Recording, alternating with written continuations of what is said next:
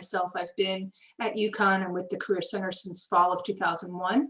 And I've been involved on and off with our internship program for about 12 of those 20 years, 12 to 15 of those 20 years. So I'm very excited to be back with the program. And when Nancy asked if I'd be willing to, talk to you all about this, of course it was yes, because it's super fun and I'm super invested in the topic. So let me give you like a breakdown of what we're going to do today. In a moment, you're all going to go get broken up into trios, groups of three, however we want to say it, where I'd like you to introduce yourself to the people in your quick group of three and just discuss two questions. What questions do students ask you and how do you typically respond? And just kind of share what commonalities or not commonalities you discover. And if someone could just briefly take notes, whoever takes notes could email them to me after, because I want to make sure I cover everything. But also, when I'm going to ask you to come back and report out, if folks can just share one or two comments. And then I really want to make sure, though, that we do get all of the comments. So you can either put them in the chat or you can email me afterwards and I'll respond to you privately if you have like a unique situation. Once we all come back, then I'm going to do a quiz with all of you. I have a 10-question quiz that will address stuff like credit and compensation and how many hours makes an internship and all sorts of stuff that I think you get asked. And my hope is that through the quiz, I'll answer many of your questions. But again, if at the end of that part, I haven't, by all means, we can address it. And then towards the end, I'd like to go into just showing you some resources as well as think about some key questions and some coaching techniques you can use when you're talking to the students. And for that, I'll open up to everyone, including the career staff, and people might have suggestions to share with everyone about this was a strategy that worked really well for me. So I think we can learn from each other as much as just me sharing some information. So that's sort of the plan for the next 45 minutes or so. So I'm going to turn over to my colleague, Jess, who is going to use the magic of Zoom and have you all go whooshed off into a group for about 5 to 7 minutes, and around the 4 or 5 minute mark, we'll give a 2-minute warning. So again, you're asking two questions. What questions are students asking you? And then what are you telling them about internships information? Semester and I don't have a car. And then another question that's common to all of us is, can I get paid? Will I get paid?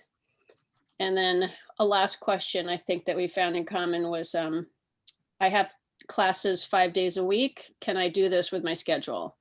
How do I make it work if I've got classes all over the place? Those are excellent questions. Thank you.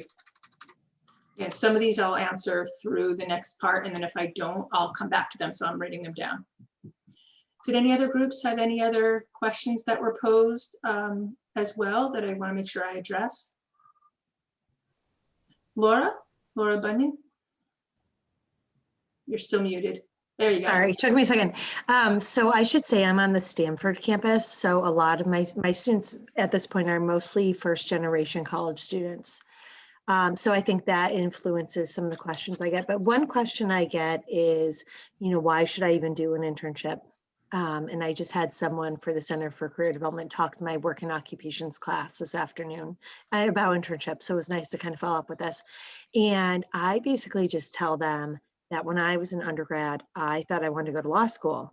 And I just tell them the story of how I did an internship. And I always say, I'm like, that saved me a lot of time and it saved me a lot of money because it saved me at that point like $100,000, probably more, right? And a career that just wouldn't have been fulfilling for me. So things like that, just to sort of influence them because they don't come from a background where they had parents that had these opportunities. Okay. Thank you. That's sort of how I figured out I didn't want to go into public relations because of my public relations internship. Yeah. Cool. Any other questions that came up that folks? Oh, Ashley. Hi. We had a few different unique questions in our group. And I had a few questions regarding work with students with disabilities. Some of the students that I've met with this semester and in the fall semester have had questions regarding like, how do I know that this company or this employer is an equal opportunity employer? I know that that information is available with some of the posts and Handshake, but sometimes that information is not available. And some students don't feel ready at the beginning of the application process to disclose their disability if they haven't been asked to do so yet. And then as well, what does full-time and part-time employment mean, or interning full-time or part-time entail? And if I ask this question, is the employer going to think that I don't want to put in all of the effort and work that is expected of me? With the support, I can, but depending on the work that I'm doing, it might be better for me to work 6 or 7 hours instead of the 8 or 9 hours that might be expected of someone under full-time employment. Sure. Okay, thank you. That's definitely a good one. Okay. Other questions or answers that people wanted to share before we jump over? Beth, that was a really good question that came up. That never happened before. That's great. One of the things that we chatted about wasn't necessarily a question, even though we did talk about some questions, but students needing to understand that two things: looking for an internship that is very myopic and very specific to their field is wonderful, but there is also the benefits of an internship don't stop there. You can have an internship outside of the field of study and still benefit from that experience. And it's almost like the light bulb goes off. Many students that I speak with believe that their internship has to correlate to their studies. Mhm. And it sort of takes the weight off of them and opens up their field of positions that they can be looking at. Thanks, Judy. Cool.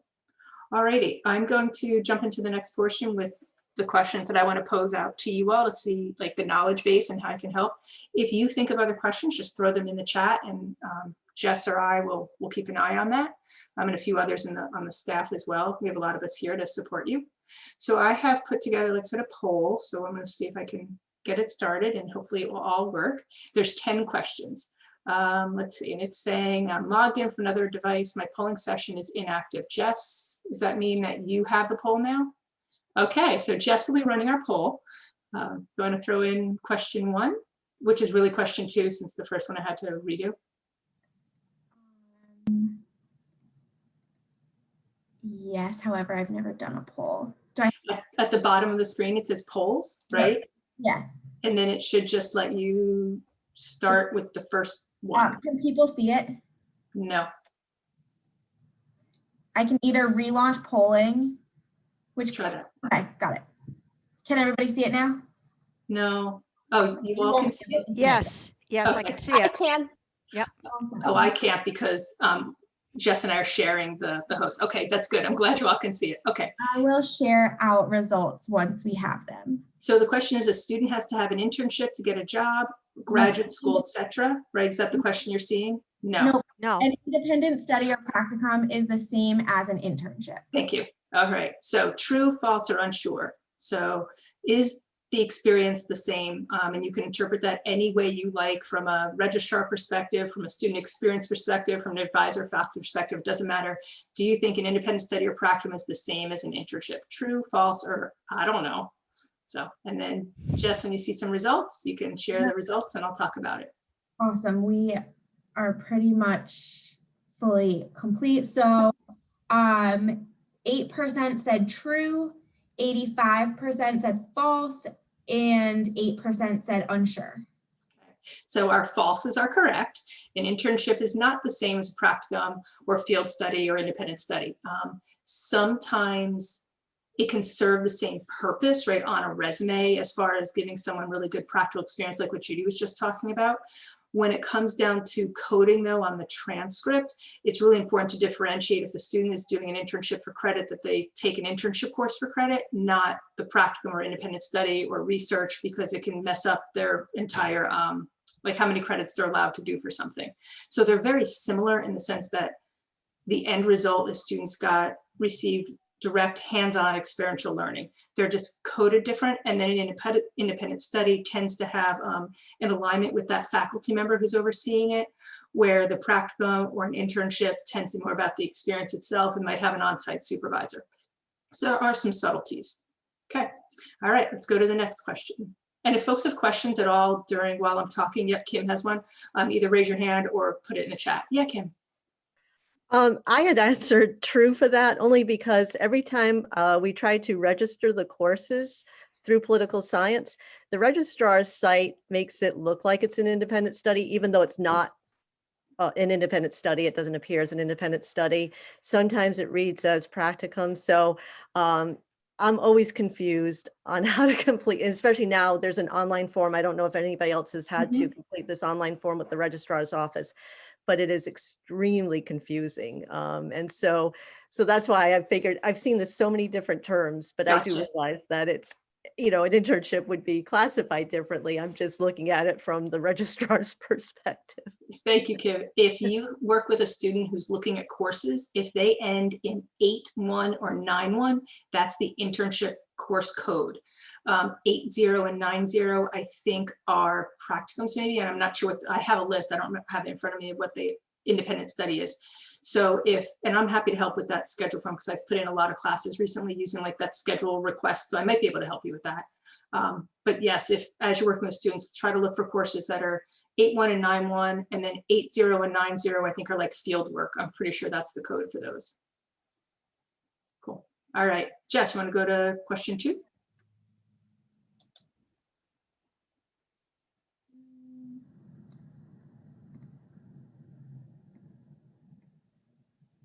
It doesn't give me an ability to go to another question. I think you have to close the poll and then go to the next question. If not, folks, I'll just read it out loud if, we don't want to get hung up on the technology. No? All right, Jess, I'll do it verbally, and then if you're able to figure out the poll, we'll go back to that. So the next question is, and some of you kind of touched on this already, so just by a show of hands, let's do like thumbs up for true, you can do false. False sometimes can be like this, that we just get it. And if you don't know the answer, you don't know, you can be like, I don't know. Seeing something now, I don't know. We have it. Oh, yay. Okay. So a student has to have an internship to get a job, graduate school, etc. So what are your thoughts about that? That basically it's necessary.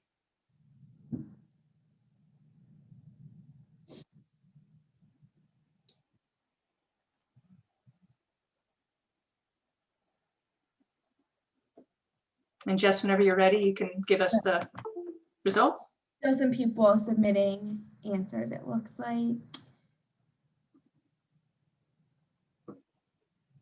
Okay, so nobody said true.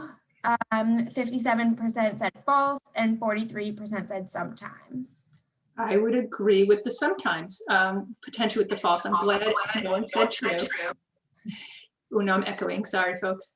So yes, sometimes there are students who are just really believe they must have an internship. And if they don't have an internship, they'll never get into grad school, right? Or they'll never get a decent job. And we know that is not true. And we definitely want to reassure them. Certain fields lend themselves better to having an internship. But especially right now with the pandemic, we know a number of students had internships rescinded, canceled, not offered. They couldn't find one, et cetera, last summer. And the big information we're getting from employers now is they want to know how a student spent their time. They want to know that they didn't just sleep on the couch there, that they were productive, that they volunteered, that they participated in learning a new skill, learning a new language, et cetera, took classes, whatever it was. So that's what they're looking for. So if you have students that for whatever reason are not willing, are not able to have an internship, pandemic or not, the idea is for them to show leadership and a good work ethic and an attitude that says, I will be very present for your organization, whether that's grad school or work. And certainly for graduate school, a lot of those students tend to focus more on research opportunities than internships. And again, that is 100% appropriate. And sometimes it's job shadowing if people are going to the medical field, and it's really hard to get an internship in the medical field. So lots of job shadowing or 1 or 2 week experiences, all are valid experiential learning experiences. Okay, Jess, let's go to question 3. So you should all see it now, but just to confirm, students have to pay for internship credit.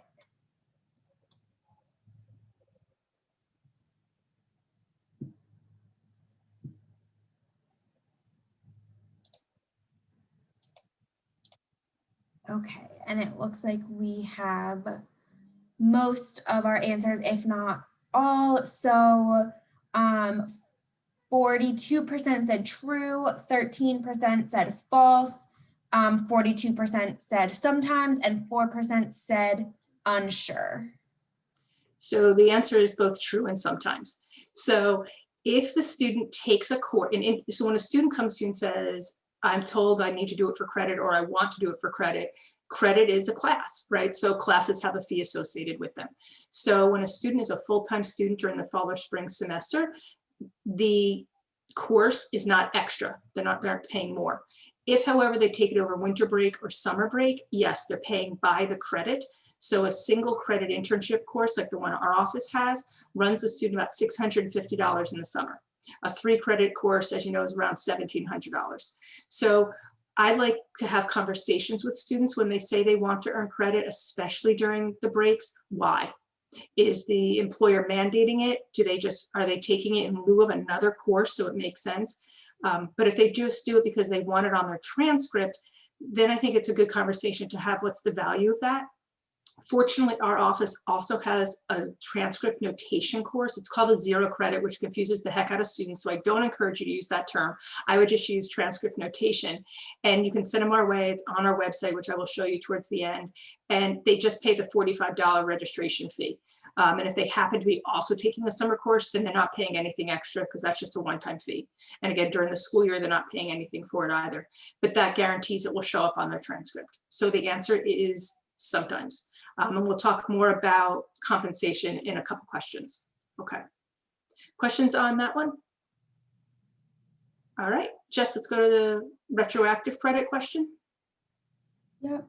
So a UConn student can earn internship credit retroactively. So the internship is completed one term and they take a class in another term.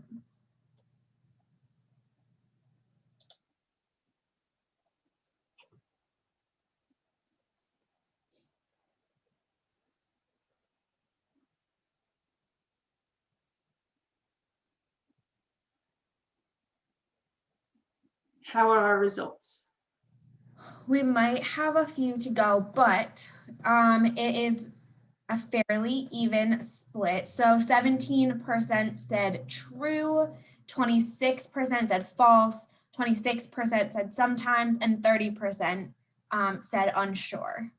So the people that answered false, pat yourself on the back. A student may not at UConn earn credit retroactively. That's a really big point. There's issues with security and safety. If a student was interning, let's say it was a civil engineer and had this amazing internship in the summer and then wanted to earn credit in the fall, but let's say they got hurt while they were on it, like you can't have that. Like it's really important from an insurance and safety and security point that they are connected to the university during the time of the internship. Just like a student can't come to any of you and say, I took a course at another school and I'd like to get credit for it, but I have nothing to show for it, right? Like they just like, no, it has to be prearranged for credit through transfer admissions and all that stuff. So the answer is no. You may get resistance from some faculty on this because they want to allow it, but truly it is against university policy to have retroactive credit. All right, let's go to internship length. Okay. Internship length. An internship must last at least 10 weeks to be called an internship.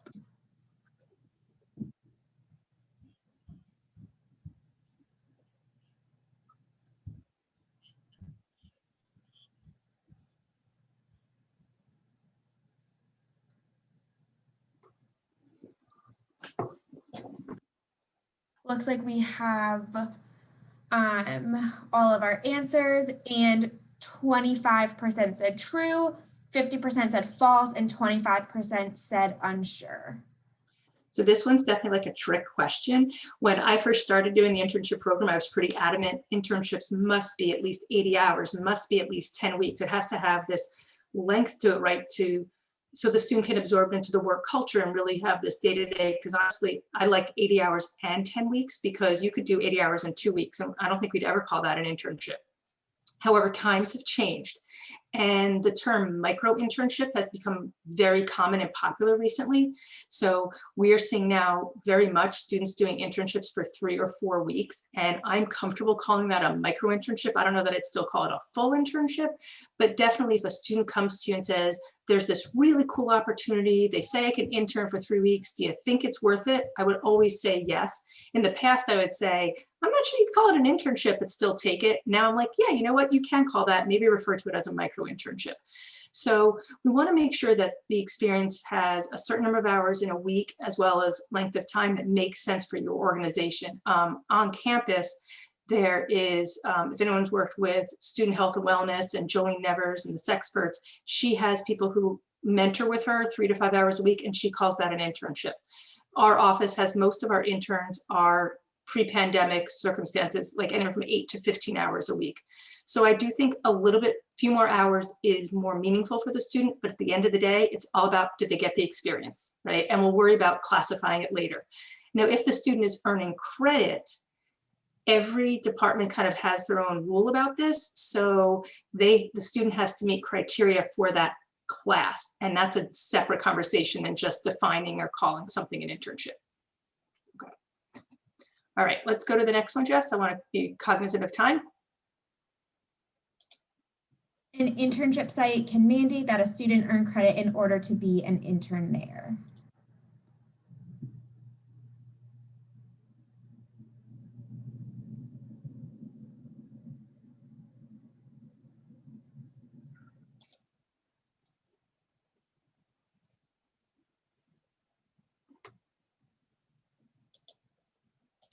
And Jess, you can skip 7. I'll morph it into 6's answer.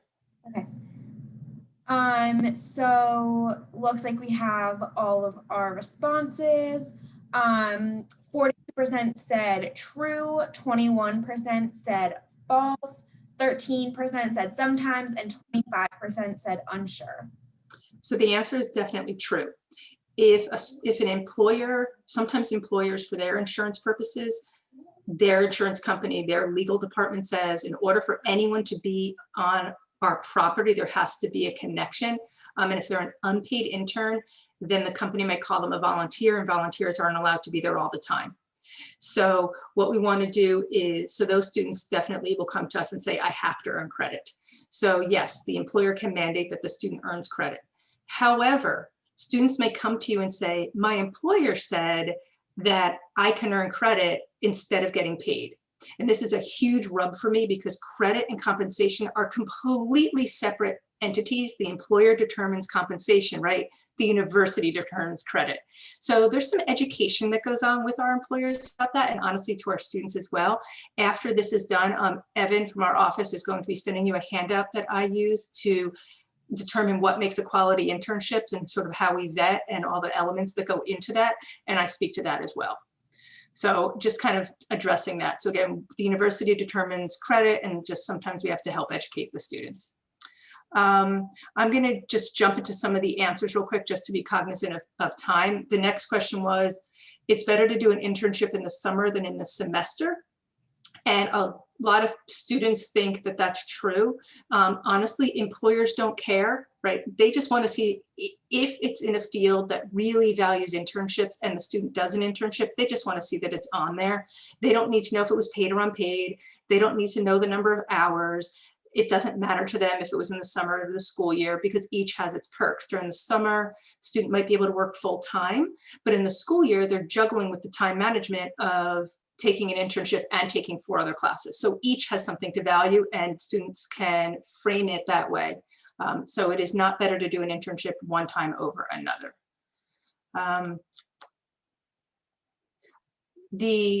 I had a question, internship courses follow the same requirements regardless of departments offering them? And that answer is no. And that is a bone of contention for some students, bless you, Kim, that like in one class, they might have to do weekly assignments. In another class, they might have to do a 30-page paper at the end. And that's just like all of us, you know, if I'm teaching the senior experience, and yes, we have one syllabus, but all the different instructors from across campus are able to adapt them. So sometimes there are nuances and differences between the classes, and that's okay. So just reminding students that yes, if one class they only had to do journals and another class they had to do assignments and a paper, that's just what happens, right? So just help them understand that.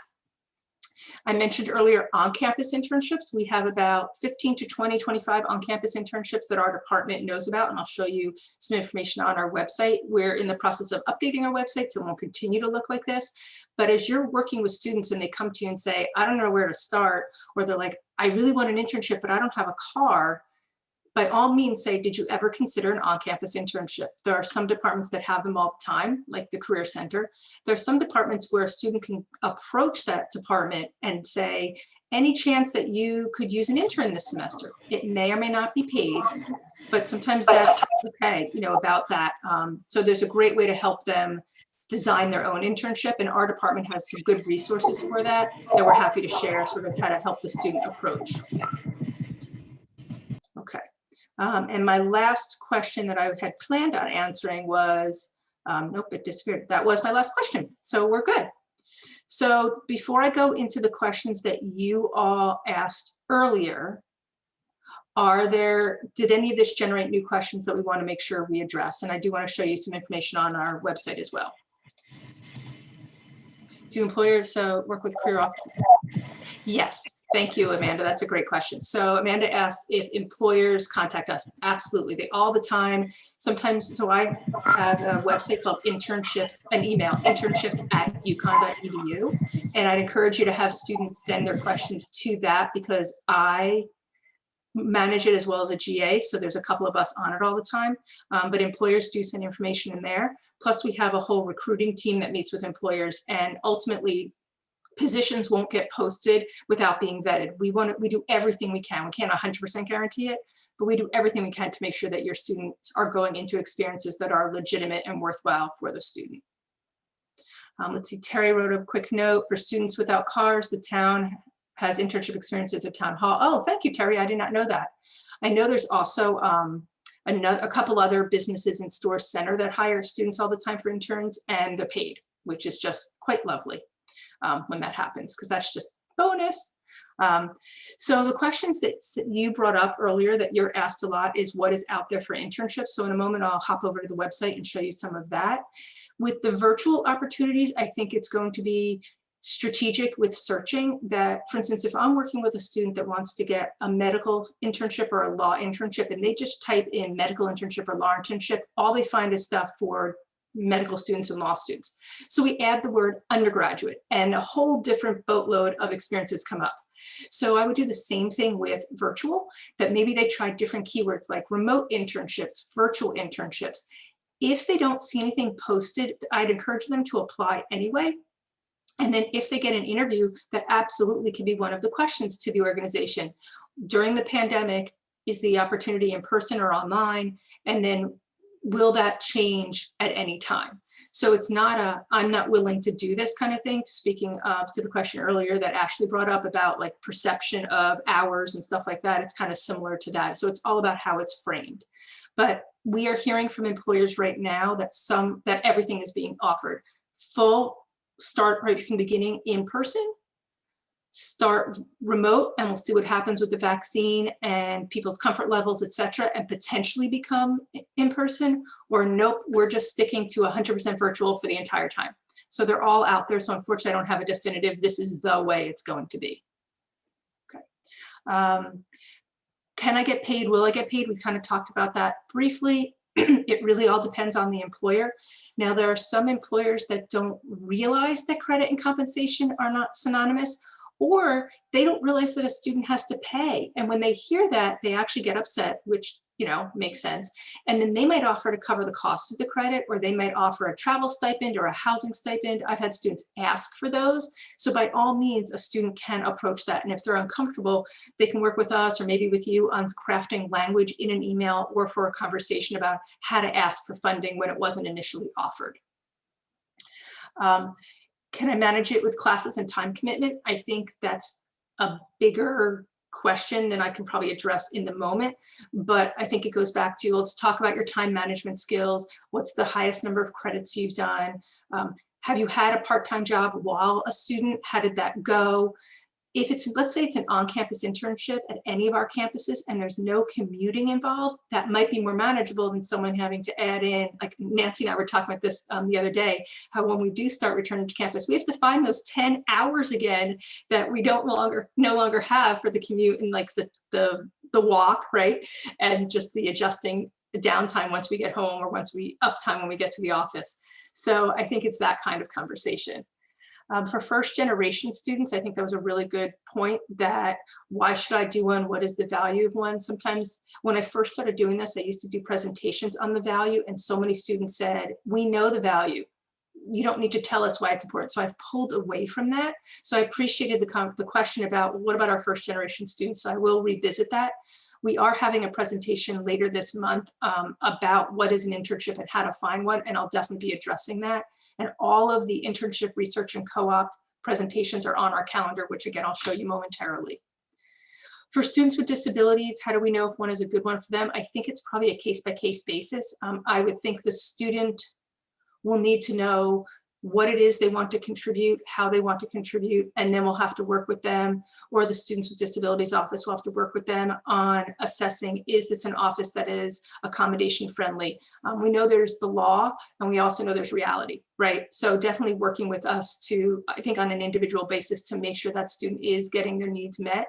I think virtual and remote internships are a wonderful option for someone who might have, let's say, has mobility issues, and maybe there's some concerns that the building doesn't have an elevator or something like that.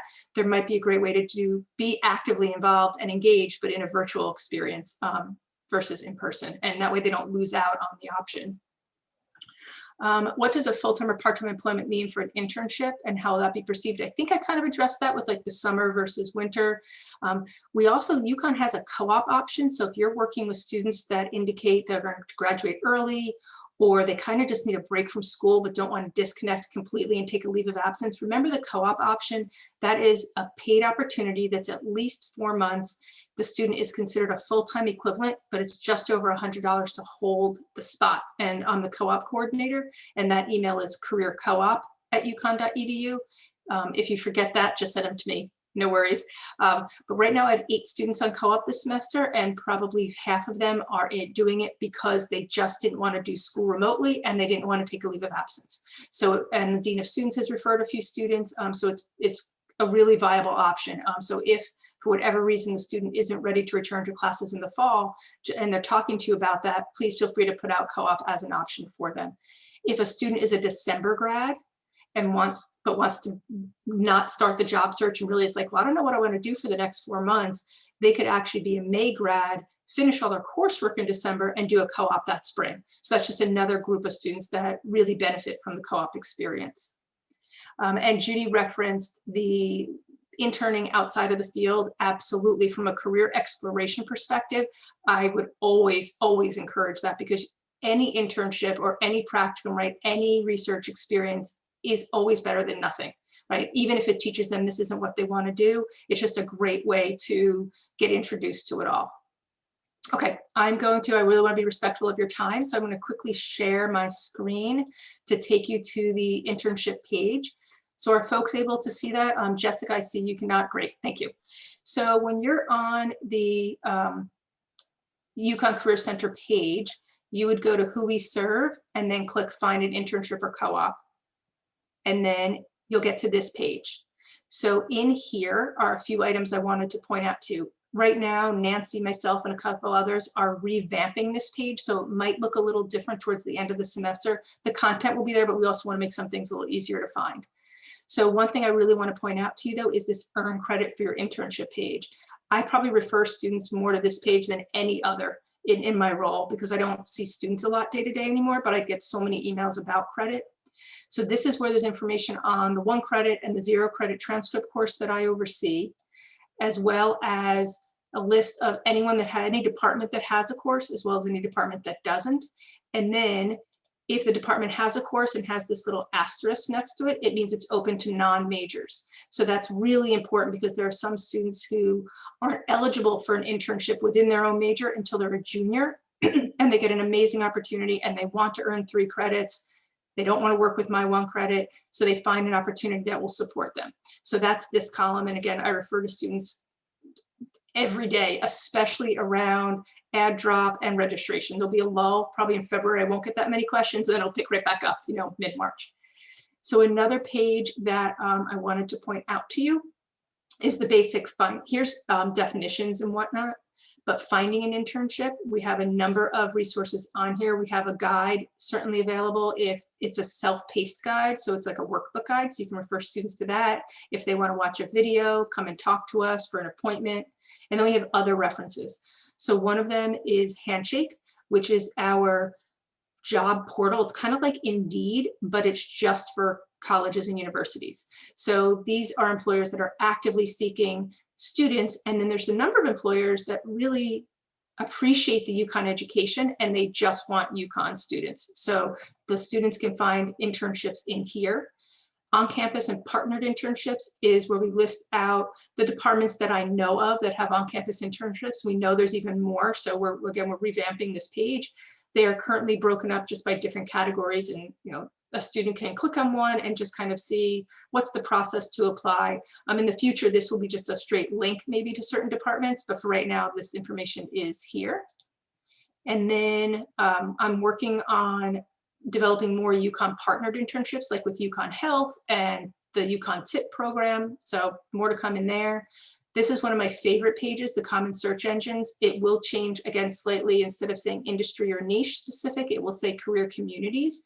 But we have websites that are very broad for a number of different resources. And one of my favorites in the STEM, even though it looks horrible, it's a phenomenal site. Doesn't this look just like so overwhelming? But this is RIT, makes this public to anyone. So I totally have appreciated the collegiality of that and have absconded it for our page. And even UConn is here, of course, but if the student is looking for certain opportunities based on state or based on different categories, there are so many options, as you can see. So if you're working with students in STEM, here's, but even beyond, opportunities for minority and underrepresented. Here's one for first years. So you might find some really cool opportunities in that find section. It's because I'm sharing, it's hard to see my, there we go. There we go. I think that was the main thing I wanted to show you on here. And with view more resources, going global is if a student is looking for opportunities both in the US and outside, because it's global, it's the whole world. There's a slew of opportunities in here. This also has country and community guides on culture information. So if a student is applying to have an internship in another country or just wants to know what it's like, what the expectations are, it's a very thorough site to go into. So there's so much on our website that could be its own presentation, right? So I wanted to just show you a few things on the website. And then I wanted to remind folks that sometimes another resource to help students is LinkedIn. So LinkedIn is an excellent, excellent tool for the student to put their information out there, to highlight their skills and attributes. They can also indicate that they are searching. They can also reach out to alumni. We are happy to do LinkedIn presentations to your classes, to your clubs, to your groups. Just feel free to reach out to us about that. But when we meet with a student to do one-on-one internship searching, we will take them to Handshake. We will discuss LinkedIn. We will discuss networking, because of course, networking is the #1 way that opportunities are found, and students freak out by that word. So we kind of explain, well, what is a network? And really, it's just a conversation with someone. So if they're talking to friends and family and the adult in their life says, you know, what are your plans for the summer? It's not, I don't know. It's, well, I'm thinking about finding an opportunity in A, B, or C. It's still saying, I don't know, but without saying, I don't know. So then that adult in their life might come back and follow up with a Q&A, and then that might lead to an opportunity. The adult in their life might say, that's great, and the conversation's over. So be it. But more often than not, there are a lot of people who want to help and who like talking about themselves. So using the Husky Mentor Network, LinkedIn, connecting with you all is a great way. The more of you that connect with me are really helpful. Kim, I'm going to put you on the spot for a minute, but like I've known Kim, Dr. Bergendahl, for gosh, a while. We won't date ourselves, but a while. And today an internship came in through the internship page for a paid opportunity in Washington, D.C. And because I know Kim, and Kim works with the internship program of political science, and I also know Heather Parker from the history advisor, I sent it to the two of them. Not because I think only history majors will want to do this. Those are just the two people that came to mind. So if you want to be on my radar, please connect with me. Let's have a half-hour conversation. I'm happy to share these resources with you. And by all means, you can refer students to me or to the internship site, or to any of our career coaches, because we're all trained to work with students on internships. At the moment, I don't have any openings in Handshake. So students, if you want to refer a student to me, email is truly the best way. Otherwise, just feel free to refer to the students to any of our career coaches through the Handshake system to make an appointment. So it is 3:56. Again, I want to respect your time, but do folks have questions that they think everyone would benefit from? They're welcome to ask that now, or I can stay on past 4 if other folks want to as well. We can talk privately, or we can go into a breakout room. I can see if any of my other coworkers are able to stay on as well. So thank you for participating and being here. We're so excited that such a large number of you showed up, and I hope you thought some of the resources and our quiz was helpful. And if anyone needs any follow-up information, like, wait, I don't remember what Beth said about this, just please reach out. I like seeing new faces, because it just, we see the same 30 people over and over in our Zoom calls, or my kids and my husband and the cats. So it's just great to see some new people. So thank you. Thanks so much, Beth. The only thing that I wanted to add is the question that Anne provided at the beginning about like biology, political science. I forget the other programs that were in there. Puerto Rican, Latin American studies. We have career communities. So, if a student's interested in any specific area, they can go on our website to see those career communities, and there's some internships and co-ops that are listed, or internships and jobs that are listed. But it also comes down to the students, what are their interests in those areas, and they can meet with a career coach to do some career guidance and things like that. But those are what we call the the broad liberal arts majors that don't link directly to careers. And, and unfortunately, sometimes we say, we really have to go back to the students and see what they're interested in, because someone in political science could, work in government, and then someone else could work in nonprofits or teaching. And we're happy to work with you, to work with your students, to help them identify some opportunities that they might like to explore. So Beth, thank you for sharing the career community page. This one is the government, public administration, law, and nonprofits. But we have 9 career communities, including career exploration and doctoral degree. So just wanted to put a plug in for that. That might help some of those students who are more broad, but can narrow down to basic industries. So thank you so much, Beth, for all the information and sharing. And like Beth said, we're happy to hang out and see what other questions you might have. You can email any of us. And as I mentioned earlier, we are revamping our internship page a bit. So by the end of the semester, it won't just be intern and co-op, it'll be internship, research, co-op, student involvement, leadership, really all about those experiential learning, life transformative experiences. So it's going to be a much more robust site at the end of the semester. So thank you all for participating. Appreciate it. Thank you. Bye.